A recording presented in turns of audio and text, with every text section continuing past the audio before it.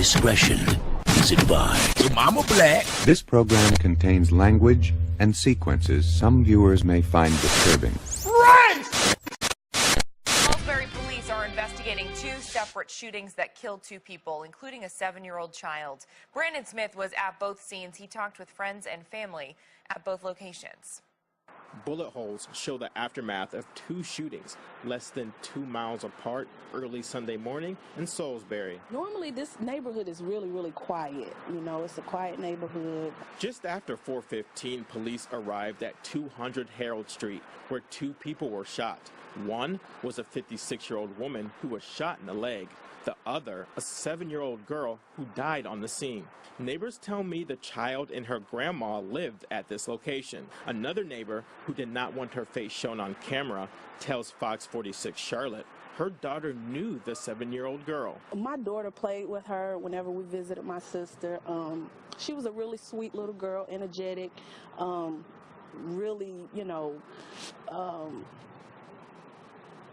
just a normal little girl, 7-year-old girl. A few hours before the shooting on Harold Street, Salisbury police were called to the Fire Water Restaurant and Lounge, where they found 22-year-old Sherrod Mathis shot. He later died of his injuries. Everybody is in complete shock. Like I said, this is nothing that normally happens in this neighborhood, so we are, you know, shocked. Now, I was able to speak with some of the Mathis family off camera, and they were understandably emotional and expressed their condolences to the other victims of Sunday.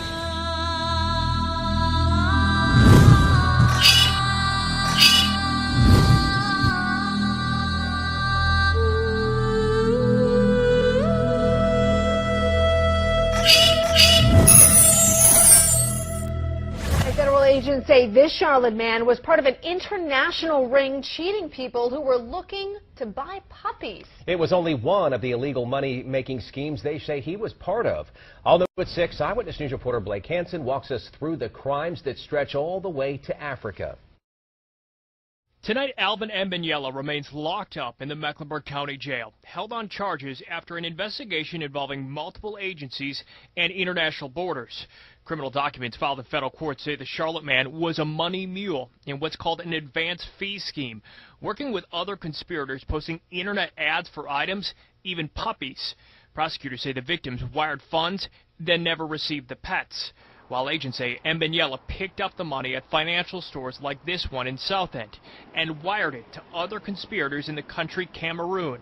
Investigators say he picked up at least $500,000 in wired fees from victims. Handing them cash. It's not retrievable, it's not refundable, it's gone, and they've got you. Experts say it's common that suspects in these cases will lure people through fake websites, often made to look like the real thing, using real photos and information from actual dogs that are up for adoption or sale. It's difficult.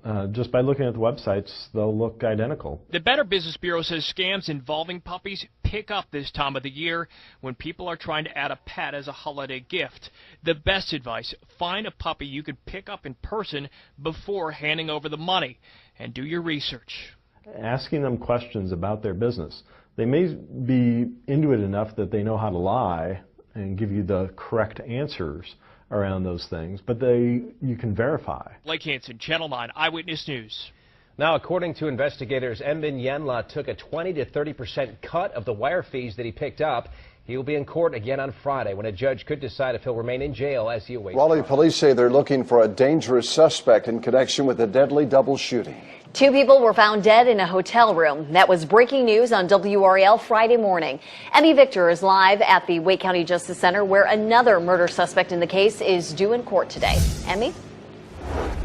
Renee, police have identified 2 murder suspects in this incident. One of the suspects was arrested over the weekend. He's now in jail without bond. The second suspect, police are still looking for. That person is at large right now and is considered armed and dangerous. Their last encounter with this man was Sunday morning during a 2-county chase. According to police, Brandon Hill was a passenger in a car driven by Brittany Hooks. Police arrested Hooks on a charge of speeding to elude by the time they reached Durham. Hill, however, got away on foot. Siaga Gillard was caught on Saturday and charged with 1 count of murder. April Holland and Dwayne Garvey were found dead at America's Best Value Inn, that's near Crabtree Valley Mall, early Friday morning. Police spent hours on the scene there investigating. We'll be continuing to check in with police on Hill's whereabouts. As for a motive in this murder, right now police say they are still investigating that as well. Good morning, everyone. We're following 3 breaking news stories this morning out of Rowan County. First, deputies are investigating a homicide after a body was found on the street. Officials tell us someone called 911 around 12:30 this morning saying a man had been shot and killed on Carter Street in Enochville. He died there on scene. There is no one in custody at this time. We'll continue to